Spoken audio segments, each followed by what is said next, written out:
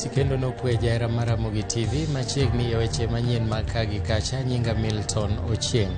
Kweth mar Azimio One Kenya Alliance okwedo jod bura kuom kadho chik mar omenda kaluwore kod osuru ma chikno juogo. Jo Azimio oseo piny owacho kuom dhiro chikno kata bang' ka nokwede kod oganda mathoth. Giyango ni gibiro twak gi jopiny ewi okang' ma gibiro kawo mar sundo piny owacho mondo okel fuong'ruok ne jopiny. Jatend duond bura man Kenya Martha Karua oyango ni Azimio biro bago romo mar gala moro gi jopiny e alap ma Kamkunji tich ariyo juma manyien. The only time we have suffered longer than we should is only when we have allowed dictators to rule longer than they should. And it is only when divide and rule succeeds. We must not let that to happen. The people can never be helpless in their own country against rogue leadership. Not in a democracy like ours, and not in the dictatorship they are trying to create. Let us come together next Tuesday. Let us decide what kind of life we want to live. Piny owacho ogolo omenda mar jodongo kaachiel gi pesa mar konyo oganda mang'awe pacho ka.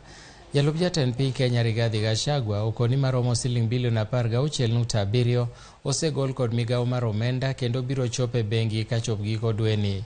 Omenda gi osedeko kuom thuolo mar dweche 4. Florence Bore, ma en jatend migawo mar Labour, noloso kama. We know we've had arrears that we have not paid from November to date, and we are happy to say that those funds are now ready. Government has released, Treasury has been able to give us 16.7 billion. In addition, 11,185,000 will be paid as top-up for beneficiaries under the Nutrition Improvement through Cash and Health Education Complementary Program. The total for both programs for the 4 cycles is 16,737,041. The funds will be credited to accounts of 1,072,226 Inua Jamii beneficiaries. Riwruok mar Governors Makaluo chano mar bago nyasi mar nyiso kido kod timbe mag oganda Luo e kaunti ma Homa Bay magikone to biro neno nodhial ker manyien mar jodong oganda Luo. Jalup gavana ma Kisumu Dr. Matthews Owili okwayo oganda Luo mondo owuog oko kar romgi kendo chopie nyasi mar ndalo ariyono. Owili bendo lero moko kuom tuke mibiro tugo e odiechieng'no e nyasi mibiro tele gi jatend Azimio One Kenya Alliance Raila Odinga. Wadhi timo gik mopogore opogore chieng' onogo, wan gadhula, wan gi Nyanza Combined, madhi gocho gi Gor Mahia, wan gi joma dhi go ajiwa, wan gi joma dhi wer traditional songs manitie kod mag iluongo ni contemporary. Wadhi bedo gi weche mag diedo pi, wadhi bedo gi weche mag tag of war, gik machalo kamano. To jodongo chieng' onogo dhi romo mondo mi gichak go mbaka, to bende jodongwa mag telo kata motelo nwa e piny Kenya ka ma joluo te bende dhi bira wacho bende ni patron mar the Luo Council of Elders en mwaluor ahinya mwageno gi lala His Excellency Raila Amolo Odinga ma bende dhi bedo kanyo. Governors te dhi bedo kanyo, members of parliament te dhi bedo kanyo, members of the county assembly dhi bedo kanyo, speakers te dhi bedo kanyo, wan kanyakla. Koro en event moketi ok en mar jodongo kende, but kata jowa matindo bende wan gi joma dhi wer thothgi gin joma tindo. Wantiere gi joma dhi timo boat racing, thothgi gin joma tindo. Wantiere gi football team madhi tugo. Of course, as Kisumu we have picked Kisumu All Stars, but gin joma tindo. Gin bende gidhi tugo because ing'e kaka wan Kisumu wadwa ni kuwa duogo to All Stars ema koro dhi opiem gi Gor Mahia nikech the final list will piem gi Gor Mahia. Koro we are wishing them all the best mane team wakao.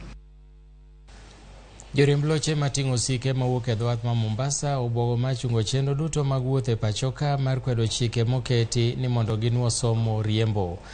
Duol marango chenro mag wuoth NTSA dwaro ni joriembo dogi e tiegruok bang' higni 3 kaka yo achiel mar gayo masiche mag apaya. Kara kamano joriemb lochego nobago ng'anyo mamuol e boma ma Mombasa ka gikweto chike mag NTSA ka bende giywak ni kwan atamalo 60 mag joriemb loche gin mago mawuok e pinje maoko, gino magikoni oloro thuolo mag tije ne derepe ma pacho ka. Gidwaro ni mondo ket chike magayo kwan joriembo mawuok oko. Kweli ni barabara mbovu, alafu tena pia istoshe tunahitaji pia kubadilika kwa tabia. Hili ni swala ambalo lingehusisha watu wengi, kwa sababu kuna mtu hapa paka avute mabomu ndo aendeshe gari. Kuna mtu paka ale mgukaa tena ndo aendeshe gari. Kuna mtu paka awe na chupa ya mnazi kwenye akili ndo aendeshe gari. Hakuna mahali ambapo wameweka checkpoint ya kupima wale madereva ambao wanaendesha magari wakiwa walevi. Mone gogingi nikech mostly gimakelo gigi en dhano all. You don't need work maybe with the port park here. Ikaw kata mnagi mono 24 hours pod in port. Ki work port boss poding isini dia maonge yueyo. Iwinjo. Mano nego gingi. Go nego giket police along the road. Mondo kata ka mtu ka I walk Mombasa from a certain time. Mondo bed noted ni gari ni walk Mombasa a certain time. Onego yue at a certain point. Okonego call checkpoint. Mama go gik ma avoid accident. Lakini sheria magikelo gia okane kabrokonyo. Ikiwa hawata withdraw hii statement ambao wamefanya hivi 21 days tunaitisha national strike. Madereva wote wa mabasi wa malori Kenya nzima tutagoma. Hiyo kitu mimi nasema. Kwa kurudisha dereva wa Kenya kushule kwenda kusoma, hakuna shule ambayo inaweza fundisha dereva wa Kenya tena. Ile kitu wanaweza kufanya nini? Ile kitu wanaweza fanya ni kufungua defensive schools ambazo watafundisha mambo ya safety peke yake. Riwruog jopith punde e gwenge mabondo nobago ng'anyo mar kwedo yepo maslota mag punde. Jokanyogo nochwalo ywagi e ng'anyo manotimore apaya matudo Migwena kod Gombe ka ginyiso luoro ni yepo ma kamano biro nyayo kuo mar punde. Jaod bura ma Mogotio ema nochwalo kwayo mar mondo yaw kuonde yang'o punde. Kara kamano weg pundego kod jogo makedo ne ratiro mag punde e kaunti ma Siaya okwedo yepo maslota go. Giluwo ni punde nigi ting' mar konyo oganda e ting'o mwandu mathoth kendo gikwedo yeng'o mar punde mathoro bedo kod chiro e pinje ma oko kaka China kama pien punda ni kod nengo. Siaya sub-county wan gi punde karibu 500 makonyo household, makonyo mier 300. To nye wawinjo lendo ka mbunge ma Baringo kwayo ni mondo iyo yaw slaughterhouse mag punde. Wan okwa yie mar yaw slaughterhouse mag punda nikech punda wa konyo wa yore mopogore opogore. Waomogo pi, wapuonjogo nyithindo, wasomogo cham, to koyang' punda achiel kata ka oyaw slaughterhouse nyithindo ma punde puonjo ng'eny maloyo nyithindo madhi tie slaughterhouse. Punda konyuol to punda tiyo karibu higni 3. Eka kidogi mako ich na ichak inyuolo machielo. Koro wan waneno ni wan karibu Siaya ka wan gi punde 600. Makapo ni kochak nyiewgi gi sani ni ko inyalo kawgi ni dhi yang' to waneno kwa nyalo dok chien kabisa nikech kuom higni 3 kore kiyud punda machielo kapo ne in gi punda achiel. Sirkal mokadho nokume, to sirkal masani to koro yawe nang'o? Kata pok yawe wawinjo ni gidwa yawe, kik yawe. To ko yawe to puro bro andamana moloka mochopen. Ko yawe wabro ko kwal punda wa kata ng'ato biro na kata gi milion nodwaro punda. Kamiye punda nikech achando. To pesa gote ok dirom gi mapunda konyago. Sirikal kaunti ma Nyamira ochako chenro mar pogo yath ka gitiyo gi masinde mafuyo mong'ere kaka drone. Drone mantiere magin go nigi nyalo mar ting'o osigo madirom kila adek kendo ibiro tiyo godo e pogo yath, chwalo remo kod kowo chanjo e gwenge ma Nyamira. Drones go bende biro konyo e chwalo gige moko mag thieth madwarore aruya e chenro mar geno kelo fuong'ruok mar tero yedhe ne oganda. Nyamira e kaunti mar 2 kaluwo matiyo gi drone bang' mano mar Kisumu mabende ne orwako lony makamano. Tuliona hii Rwanda inafanya kazi mzuri sana na walikuwa wamefanya hiyo kazi kumingi, kwa sababu unaweza pata mama anapata mtoto hapa lakini blood group yake inakosa. Hakuna Gichauri, hakuna Nyamira. So ndio tunaweka drone inachukua 55 minutes kutoka Chemiri inaleta damu hapa, mtu anaokolewa. Sio Chemng'ombe peke yake. Hii ni launch tumeleta hapa. wote wataweza kuwa Wakeroka, hata Wanyamira au sehemu yoyote ya kaunti ya Nyamira. For the next 3 months, it will be proof of concept.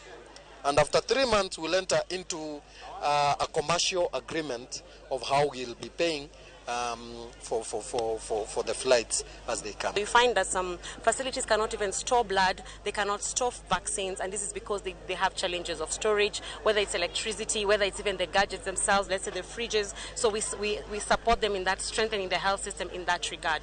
The other advantage for using zipline services for the counties is to ensure that there are no wastages. You realize, because people do not really trust, the system of last mile supply, they never know when next they will get their next order. So they tend to order more than they need at an expense of another facility that will actually need that what they have in their stores. So you find wastages of blood, wastages of other products are reduced because people will only order that which they need. Jopur makahawa mawuok e kaunti Sauchiel e gwenge ma Nyanza nyoba gorome boma ma Kisii kama gitwake yore mag bero pur mar kahawa. Kane giloso gi jofwambo, jopurgo nowacho ni onego ji uso mag mwanduno e pinje maoko. Ten kaunti ma Kisii kotelne kod jatend migawo mar pur Margaret Obara wacho ni jopur ma kahawa osetiyo matek e nyayo chamno kara kobedo ni gikale obadho mathoth. Very nice, very nice. Kwa hivyo tafadhali wale wanafanya registration, a round of applause for one of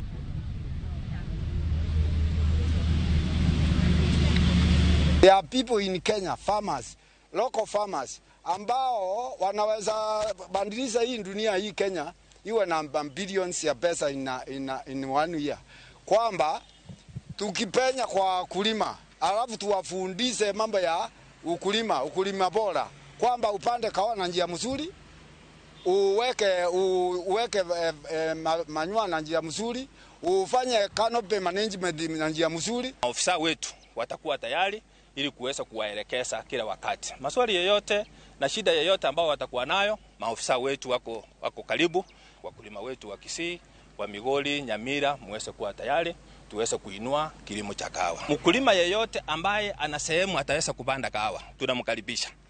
Hatujaweka kiwango kwamba tunataka wakulima 100 ama wakulima 200. Hapana. Sasa hivi we are actually exporting only about 3%. Only about 3%. Kwa hivyo sasa ukiangalia kuna nafasi kubwa sana.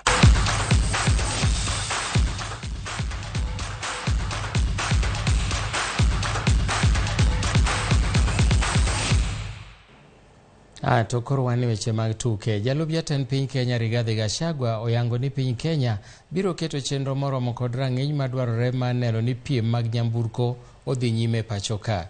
E kinde manoyango piem ma higa ni, Gachagua nolero ni piem mag Safari Rally medo bero chal mar uchumi kendo konyo uso kit oganda jo Kenya e kod piny mangima. Olero ni piny owacho bende biro kawo thuolo mar Safari Rally mar puonjo oganda ber mar bedo kicha e apaya.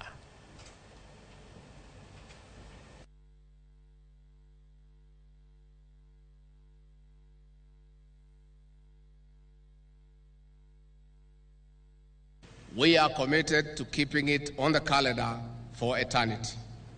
That is why today the government remains the principal sponsor of WRC Safari Rally, which we celebrate as a rich Kenyan heritage.